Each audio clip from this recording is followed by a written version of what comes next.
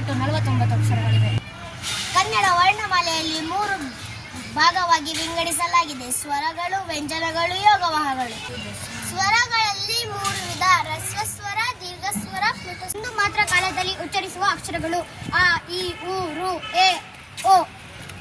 ದೀರ್ಘ ಸ್ವರ 2 ಮಾತ್ರ ಕಾಲದಲ್ಲಿ ಉಚ್ಚರಿಸುವ ಅಕ್ಷರಗಳು: ಆ, ಇ, ಉ, ರು, ಎ, ಐ, ಓ, ಔ. ಪ್ಲುತ ಸ್ವರ ಆ, ಎಸ್, ಎಸ್, ಇ, ಎಸ್, ಎಸ್. ವ್ಯಂಜನಗಳಲ್ಲಿ 2 ವಿಧ: ವರ್ಗೀಯ ವ್ಯಂಜನ, ಅವರ್ಗೀಯ ವ್ಯಂಜನ.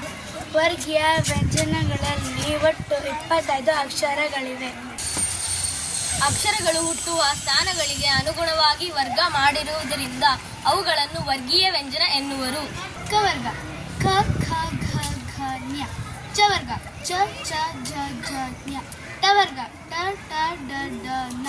ತ ವರ್ಗ: ತ, ತ, ದ, ದ, ನ. ಪ ವರ್ಗ: ಪ, ಪ, ಬ, ಬ, ಮ. ವರ್ಗೀಯ ವ್ಯಂಜನದಲ್ಲಿ 3 ವಿಧ: ಅಲ್ಪಪ್ರಾಣ, ಮಹಾಪ್ರಾಣ, ಅನುನಾಸಿಕ. ಸಿಡಿನ ಸಹಾಯದಿಂದ ಉಚ್ಚರಿಸಲ್ಪಡುವ ಅಕ್ಷರಗಳು: ಅಲ್ಪಪ್ರಾಣ: ಕ, ಚ, ಟ, ತ, ಪ, ಗ, ಜ, ಟ, ದ, ಬ.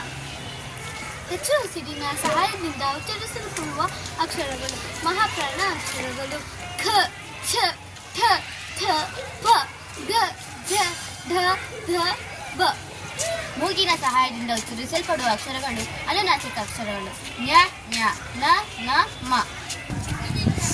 ನಿರ್ದಿಷ್ಟವಾಗಿ ವರ್ಗ ಮಾಡಲು ಸಾಧ್ಯವಿಲ್ಲದ ಅಕ್ಷರಗಳೇ ವರ್ಗೀಯ ವ್ಯಂಜನಗಳು: ಯ, ರ, ಲ, ವ, ಶ, ಶ, ಸ, ಹ, ಳ.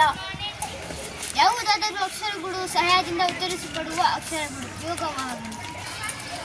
ಯೋಗವಾಹದಲ್ಲಿ 2 ವಿಧ: ಅಂ ಅನುಸ್ವಾರ, ಅಹ ವಿಸರ್ಗ. ಧನ್ಯವಾದಗಳು.